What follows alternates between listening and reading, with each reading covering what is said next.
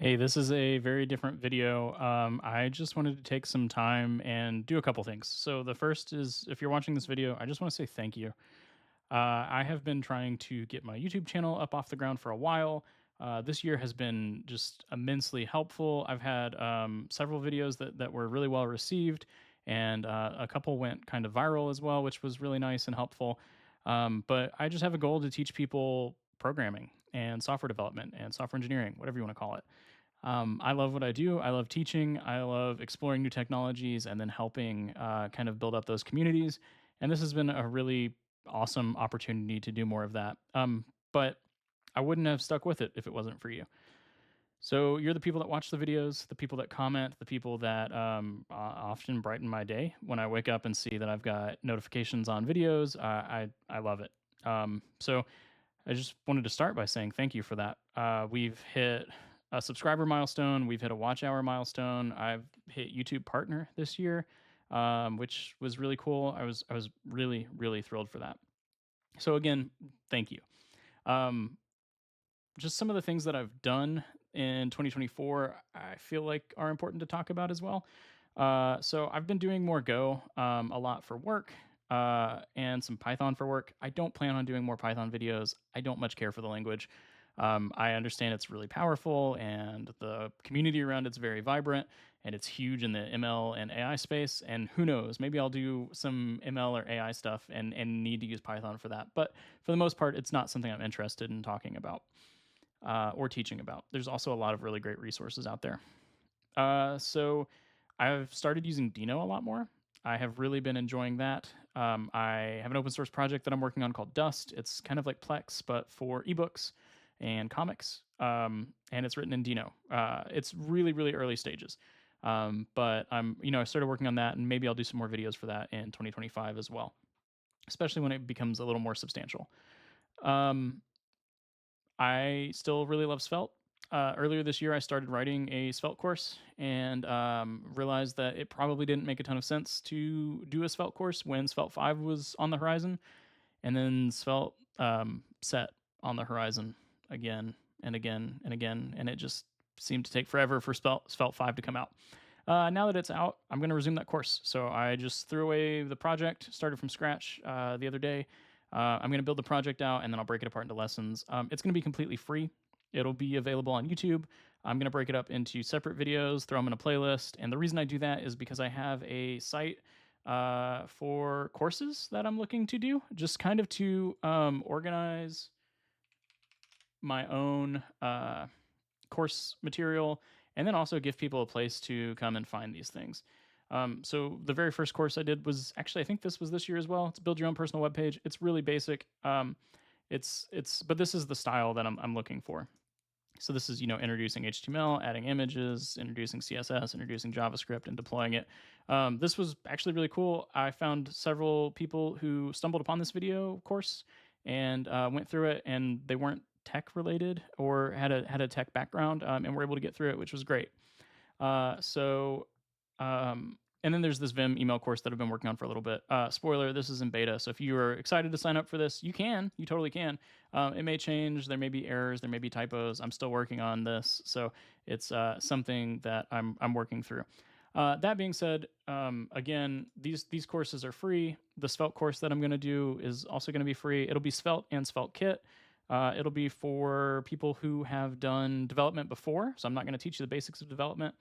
Um, but there will be Svelte for it'll be a course for someone who probably has JavaScript experience. But if you don't, you'll probably still be fine if you have Java experience or C Sharp or something like that.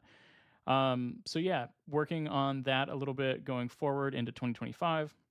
I've also been in the weirdest love hate relationship with a programming language that I've been in a very long time, and that's Zig. I have I'm so committed that I've already added a filter here for Zig. There are no courses that match yet, but I would like to do more teaching for Zig. One of the things that I see a lot of similarity for Zig in, uh, and hear me out because as soon as I say this, you're going to be thinking I'm crazy. But for me, it's very similar to Clojure when I first started getting into Clojure. I love Clojure. I really like Zig, But the communities are still very young. Or Closure's community, not so much anymore. But at the time, Closure's community was very young, and it felt great to build things in Closure and be a contributing member of teaching people about Closure and how to do things with a language that I really love. And I think Zig may end up being that in 2025.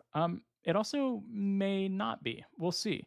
I understand why this is the case, but things like needing to allocate a buffer to hold the output of a string replace, where you need to know the size of the string that you're replacing, or the intended size of the output, so that the buffer doesn't overflow or you don't run out of space in the buffer. It's like I'm just trying to replace a string, man. And it's all very procedural. So you could write that as a function that takes care of calculating that value for you, and using that to size up a buffer. And there's a lot of stuff to it. Um, that being said, I think a lot of it's by design, and I'm just trying to figure out if that's what I want in a language that I am learning and going forward with. I still love Flutter. I'm still working on my game. I actually have that up right here. I've been playing around with this. Again, this is available if you'd like to download it. It's called Memories of Shoal. Uh, I'm sure there it is on Google Play. Um, and then, wow, I did not get an App Store link. And there it is on the Apple App Store. Um, it's a fun little game. It's a dark fantasy RPG. In fact, I guess we could fight this thick wolf. We could use my weapon, strike with a shiv. I'm not going to play the game on this video for you, but the idea here is that you can participate in combat, turn-based style. We'll just flee. There is a barcode scanning element that is based on scanners with a Z, SCANNERZ. And then there's dialogue and quests and all sorts of fun stuff. So, but yeah, I'm continuing to build that out, and making some pretty large changes to it too. Um, and I still have my app that I maintain for dog health tracking as well, which is lunajournal.app. So yeah, that's right here. Actually, it doesn't really look like this anymore. I probably need to upgrade that screenshot. But I think we can see what it looks like. These are out of order, but yeah, that is the idea. Anyways, yeah. So working on some of that, and then going into 2025, I'm hoping to maybe just do more content creation.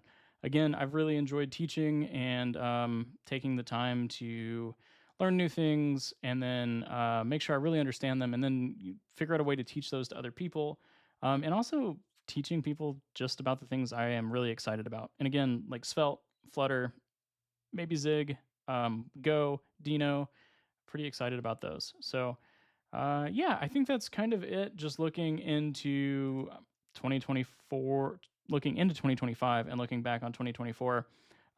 Again, thank you. I really can't stress enough how much it means to have people watching my videos and commenting on them and sharing them with their friends. It really means a lot. So, yeah, that's really what I wanted to take this video to say. Thanks, and happy holidays.